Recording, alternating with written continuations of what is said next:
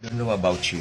Pero ako ito po yung masasabi kong panahon na talagang kabi-kabila na po talaga yung mga pagtutok ng mga tao sa Antikristo. It's not that they're excited but talagang yung mga nag-aral kasi ng prophecy, talagang meron silang mga alam. At kung may alam ka talaga sa prophecy, magiging exciting ang pag-unfold nito sa iyong harapan kaysa ikatakot mo. Katulad nung nangyayari sa iba, natatakot po sila. Ewan ko, maybe hindi pa sila saved, no? Hindi pa nila kilala si Christ. At syempre, kung ikaw naman ay ready, no? At kilala mo naman ang Panginoon, wala naman dahilan. Ano ba ang pagiging ready? Isa lang po yan. Tinanggap mo na ba si Jesus bilang personal Lord and Savior mo? Kung ang sagot mo rito ay umaatikabong oo, congratulations. Mararapture tayo. Okay? We'll be raptured. Yun po ang buong katotohanan po dito. Ngayon, ang gusto ko pong ibahagi ngayon sa inyo ay yung mga nakikita po natin ngayon, most especially sa mga social media natin, no? Ang dami na po talagang bombarding, especially kahapon na ang Antikristo, dumating na raw, nandito na raw yung Antikristo. Nandito na nga ba yung Antikristo? Ganun po ba? O mas maganda suriin natin ang Biblia. Dito po wala po tayong lusot eh. Kasi dito, kung ano lang yung sinabi nito at kung ano yung binabanggit nito, doon lang naman po tayo. We cannot go on the left, we cannot go on the right. Lalo na may kinalaman po talaga sa mga usaping spiritual. It should be intact. And talagang dapat sigurado tayo na yun po ang nakalagay dito sa Bible. Hindi yung dahil gusto mong sabihin lang, nandito na ang Antikristo. Nandito na yung Antikristo. Nandoon na siya. Okay. Ngayon, ang Biblia po napaka-espesipiko. No? Tungkol po sa mga katotohanan na ito. Hindi po nagsisinungaling ang Biblia. Kapag kami sinabi siyang specific na katotohanan, yun po ang magaganap. At yun po ang ating pong pag-aaralan po sa umagang ito. Ito po ay makikita po natin. Yung mga Biblia po ba kayo? Pwedeng pakibuksan po sa ito po siya. Taas ko na lang yung Bible po, no? Yan.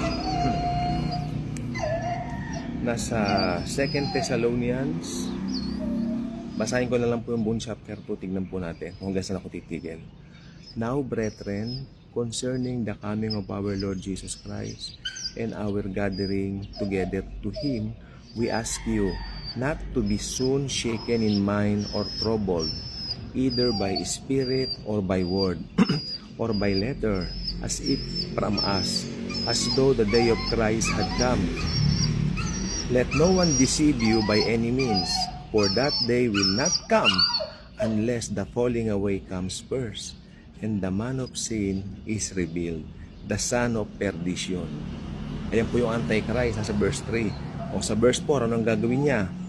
Who opposes and exalts himself above all that is called God, or that is worshipped, so that he sits as God in the temple of God, showing himself that he is God. Ayun po yung gagawin niya bago po pumasok yung Great Tribulation. Uupo muna siya doon sa templo, di ba? Sasabihin niya siya ay Diyos. At pag ginawa na po niya yon, pasok na po ang Great Tribulation. Ibig sabihin, ito po yung puot ng Diyos sa buong mundo. Okay? So, may sinabi po rito, sabi niya, let no one deceive you by any means, for that day will not come unless the falling away comes first, and the man of sin is revealed, the son of perdition, who opposes and exalts himself above all that is called God, or that is worship, so that he sits as God in the temple of God, showing himself that he is God. Ibig sabihin, hindi siya lalabas. Hindi po siya lalabas hanggang may humaharang. Okay? Meron pong humaharang sa kanya. Meron pong parang restrainer. Okay? Hindi mo na siya lalabas. Ngayon, tanongin ko po kayo, alam niyo po ba kung sino yung restrainer na yun? Bakit hindi pa lumalabas yung Antichrist? Ang restrainer na yun ay walang iba kundi tayo po mga believers. Sapagkat sa atin naka-indwell ang banal na espiritu. Okay? Maliwanag po yan. Naka-indwell po sa atin ang banal na Espiritu, kaya nasa atin po ang pagiging restrainer para hindi muna mahayag ang Antikristo. Kaya habang nandito pa po tayo mga believers, hindi lilitaw ang Antichrist. So yung mga nagsasabi, dumating na ang Antichrist, dumating na ang ganon, medyo suriin muna natin ang mga Biblia natin dahil mas maganda po talaga sa Bible lang tayo. Okay? Para yung bang pagdating ng Antikristo, naghahasik ng takot. Opo, naghahasik siya ng takot. Yung mga walang alam sa Biblia, matatakot yan. Okay, kasi pag nakarinig sila ng mga pangalan ng mga nakakatakot na Antikristo, Delubyo, End of the World, iba ang pumapasok sa isip ng mga tao. Pumapasok sa isip nila, maghuhukom na, ganun-ganun. Which is totoo naman po. Because ultimately, haharap din po sila kung unbeliever sila sa white throne judgment. At doon po sila itatapon sa Gehenna. Sa bandang huli itatapon po sila doon. Forgive me po, maingay po yung aso. Magugulo po yung mga aso rito. So, mag-focus lang po kayo sa sinasabi ko, wag na po sa ingay. Okay? So, ganun po.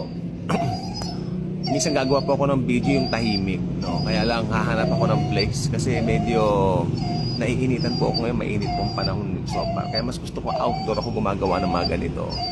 Okay, so balik po tayo doon. So tayo po ang restrainer. Huwag maniniwala na dumating na ang Antikristo. Wala pa po siya dito. At lalong huwag niyong paniwalaan na si Pangulong Donald Trump noong Antikristo. Kalaking kalokohan noon. Si Donald Trump, Kristiyano siya. Mahal niya ang Panginoong Hesukristo. Okay? At ito pong mga ganitong mga conspiracy theory lang po ito. Dahil minsan, mahilig silang mag-aral ng mga current events wherein hindi naman nila napagtutugma sa Scripture. Dahil puro wrong context naman sila sa Scripture.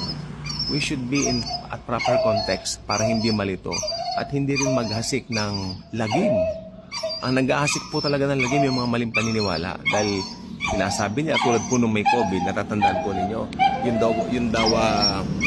daw pagbabaksin, yun daw ay sa jablo ka na daw kapag ka nabaksin ka. O tingnan nyo, hindi nila alam kasi ang rightly dividing the scriptures. Hindi nila napag-aralan kung ano ba talaga yung sinasabi ng Bible tungkol sa pagtatatak. Ang pagtatak po magaganap sa Great Tribulation. Siyempre sa utos at pangunguna ng Antikristo. Tanungin ko po kayo, nung panahon po ba ng COVID, nasaan po ang Antikristo? Kung nagkaroon ng sinasabi nila, tatakan daw yung sa gamot, di ba? Yung vaccine. O tanungin ko po kayo, nasaan po yung Antikristo? Sino yung Antikristo nagputos mo? Wala. Wala po. Dahil lahat po na yan, conspiracy theory. At alam nyo, paniwalaan nyo po ako, may mga ibang kilala po ko, hindi po talaga nagpabakuna. Yung iba po namatay dahil hindi nagpabakuna. Alam niyo yung bakuna na dumating noon ng panahon ng COVID, yan po ay bigay ng Diyos para masolusyonan yung problema. Ngayon dahil mali yung paniniwala nila, sila po hindi nag-take, yung iba po namatay. Iba po pumanaw. Okay? So ito pong mga sinasabi ko po mga ganitong mga bagay, marami po kasing mga na parang hindi naman nila inaral yung mga katotohanan sa Biblia. Kaya nakakalungkot po may mga ganong Kristiyano at maaring mapahamak maski kalusugan mo kapag ka ikaw ay hindi nag-aral ng Bible according sa context at according sa truths ng rightly dividing the scriptures. Sinabihan ni Pablo kay Timoteo, rightly dividing the scriptures. Ibig sabihin, i-check mo pag nagbasa ka ng Bible, para kanino ba ito isinulat? Sino ang kausap? Ganon. Anong hangarin? Anong layunin? Diba? Kaya may mga sinasabi ang Diyos sa Old Testament para sa people of Israel na hindi pwedeng angkinin ng mga Kristiyano. At meron din pong mga sinasabi sa New Testament, syempre sa mga Kristiyano po yun. Ganun lang po kasimple. At kailangan po ng open mind, bukas na kaisipan, para ito ay tanggapin at paniwalaan. Marami pong salamat sa panonood po ninyo. Again, uulit-ulitin ko, ang Antikristo wala pa po. Lalabas ang Antikristo pag na-rapture na po tayo mga believers.